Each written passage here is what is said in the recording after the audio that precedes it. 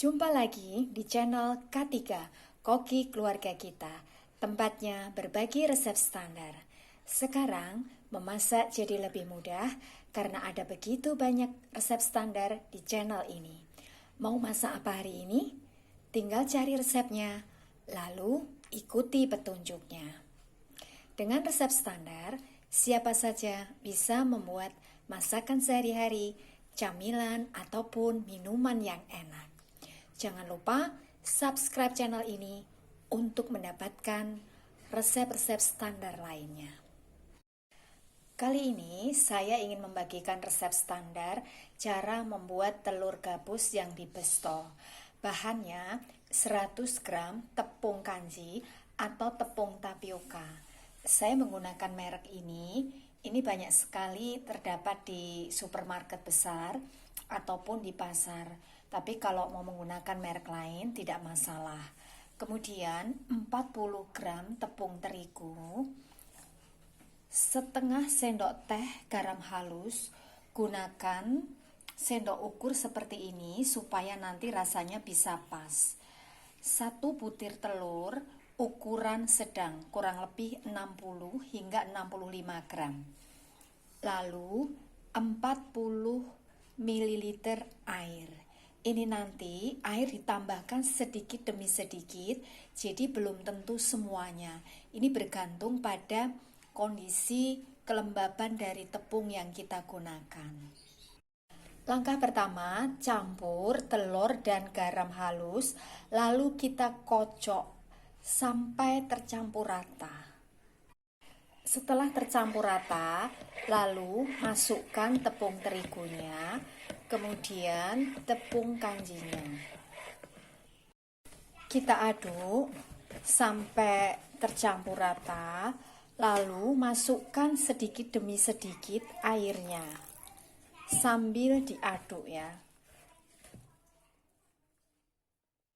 Aduk sampai adonan kalis. Ternyata saya menggunakan semua air yang ada di resep ini. Kemudian adonan yang sudah kalis ini kita cetak. Caranya ambil sedikit adonan, kurang lebih beratnya 2 gram ya, atau setengah dari kelereng ya. Kemudian kita letakkan di telapak tangan kita, lalu kita gilik-gilik seperti ini. Nah, ini hasilnya ya. Ini langsung dimasukkan ke dalam minyak dingin. Lakukan hal yang sama sampai semua adonan tercetak. Jangan terlalu besar untuk mencetak adonan ini ya, supaya nanti garingnya bisa sampai ke dalam. Jadi ini langsung dimasukkan ke dalam minyak dingin. Kemudian ini kita goreng dengan menggunakan api sedang cenderung kecil ya. Setelah adonan mengembang, mengapung, ini kita bolak-balik ya supaya nanti warnanya bisa rata. Ini saya menggunakan api kecil supaya nanti hasilnya bisa garing sampai ke dalam.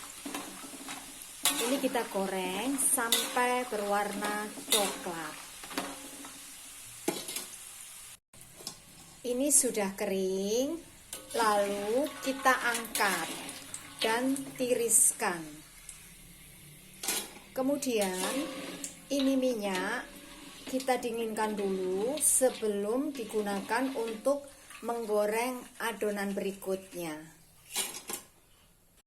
Ini hasilnya yang sudah kita goreng, tinggal kita besto.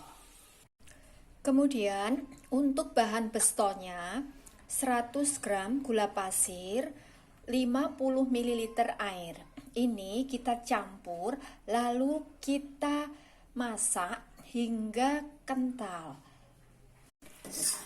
Ini sudah kental, lalu kita masukkan kue gabusnya semuanya, aduk sampai rata, sampai nanti muncul lapisan gulanya ya.